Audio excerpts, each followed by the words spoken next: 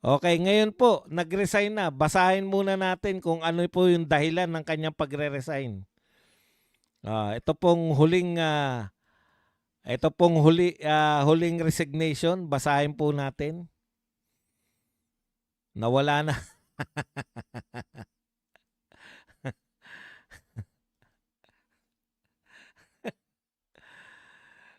Teka lang. Ang dami ko kasing ano eh. Pahardo, resignation. Basahin natin ng konti ha. Tignan natin kung may silbi pa tong.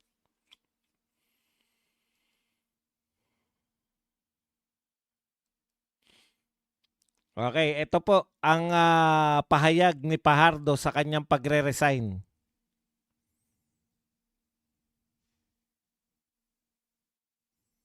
Sabi niya po, it has been profound honor to serve alongside individuals who deeply committed to transparency and accountability, dedicating themselves selflessly to the Filipino people.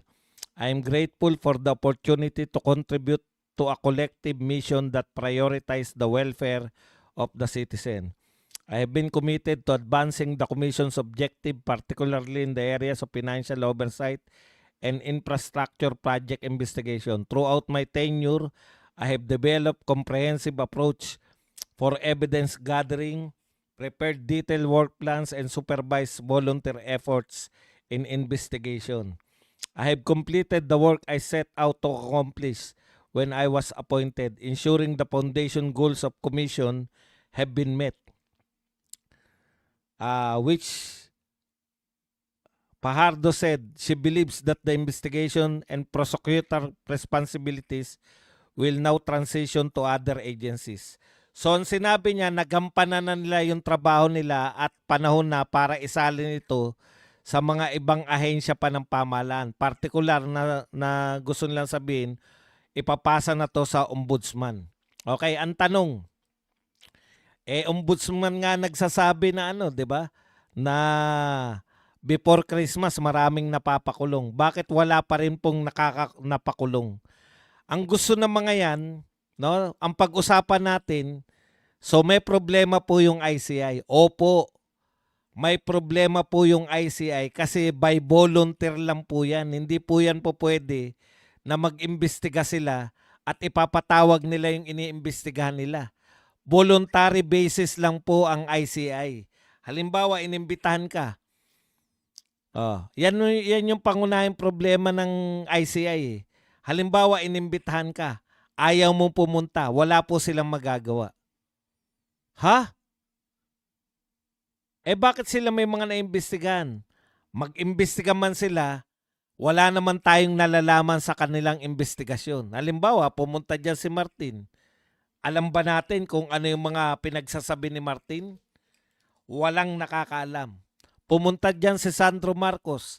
Alam ba natin yung pinagsasabi ni Sandro Marcos? Wala rin pong nakakaalam. So para saan po yan? Sinampahan po ba nila ng rekomendasyon si Martin Romualdez para makulong? Hindi po. Sinampahan ba nila si Sandro Marcos ng rekomendasyon para ipakulong o sampahan ng kaso? Wala rin. So anong silbi ng mga to? Ng ICI talaga. Ang ICI talaga, create yan para magkunwari. Magkunwari na kunwari may ginagawa yung gobyerno laban sa pagnanakaw sa flood control. Wala silang power of contempt. Hindi nila pwedeng i-contempt. Kunwari, ayaw pumunta ng iniimbitahan nila. Wala silang magagawa. Ayaw eh. Di baliwala rin pala kung sinong gusto lang pumunta. Opo, sa simula pa lang ganyan na. Kaya yan po, malaking palabas. Sabi nga, kwento lang yan eh. Ngayon, sino po yung may kapangyarihan po na mag-imbestiga na may contempt power? Na pag ikaw inimbitahan, dapat kang pumunta. Blue Ribbon Committee. Bakit hindi nag-iimbestiga ang Blue Ribbon Committee? Tanong nyo kay Tito Soto tsaka kay Lacson. Yun lang po yun eh. Mayroon pong create na, matagal na.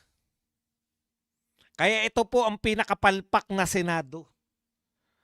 Sa panunungkulan na to ni Tito Soto, naganap ang pinakamalawak na nakawan. Pero wala silang ginagawa. Paano pa silbi ng senador? Alam nyo po, kung ano-anong mga pagmamalaki ni Bam Aquino, ewan ko kung bakit yung mga taga-media, kagat na kagat nila. Eto na, nasa first reading na ang Kadena Bill. Nasa third reading na ang Kadena Bill. Kadena nyo mga mukha nyo. Wala pong silbi lahat yung mga pinagagawa nyo. Ang kailangan namin, matigil ang pagnanakaw. Ang kailangan namin, hindi panibagong batas. Sangkatutak na yung batas natin. Meron na tayong anti-plunder, meron na tayong anti-graft and corruption, meron na tayong kung ano-anong laban sa pagnanakaw. Ang ginagawa nila, gagawa kami ng batas laban sa mga magnanakaw. Putya, sangkatutak na. Ang dami na po nating batas laban para labanan ng pagnanakaw. Ang problema, ginagawa pa lang, may palusot na. Halimbawa, bawal magbigay ng kontribusyon yung mga kontraktor sa mga politiko. Kung may kontrata ka, kontraktor ka, may kontrata ka sa gobyerno, bawal kang magbigay ng donasyon sa mga politiko. Ginagawa pa lang yung batas na yun, nakalusot na pala sila. Bawal lang yung mga kontraktor na galing sa opisina. Pero yung kontraktor mismo, sa bulsa niya magmumula, hindi bawal. Puta, ba't pa kayo gumawa ng batas? Yan po pinakamagandang halimbawa kasi nasaksihan natin yung kay Chis Escudero eh. Sinampahan po siya ng kaso sa Comelec dahil aminado siya na tumanggap siya ng 30 million na donasyon mula sa kontraktor na may kontrata sa gobyerno. Yan ang ganyan na halimbawa ng mga batas eh. Gawa tayo ng gawa ng batas pero nalusutan na lahat. Nakalusot na yung mga magnanakaw. Di ba? Yan yung halimbawa. Bawal mag-contribute yung isang kontraktor na may live na kontrata sa gobyerno. Pero pwede ka mag-donate kung hindi mo ipapadaan sa construction company mo. Magdo-donate ka, sasabihin mo, personal kong donasyon to. Saan galing yung personal na pera mo? Kinita mo dyan sa yung pagiging kontraktor.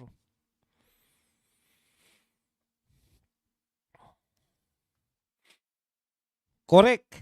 Ang sinasabi ni Joseph Trance, ninanakawan na tayo ng trilyon, gumastos pa tayo ng milyon para sa palabas na ICI.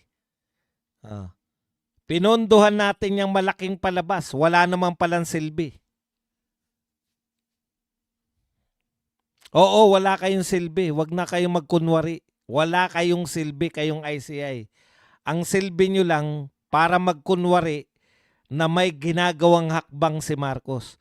Kung walang ICI, hindi titigil ang Senado sa pag-iimbestiga. Bakit sila titigil? Trabaho nila yan. Pero nagkaroon pa ng katwiran yung Blue Ribbon Committee na wag mag-imbestiga kasi may ICI na eh. Di ba?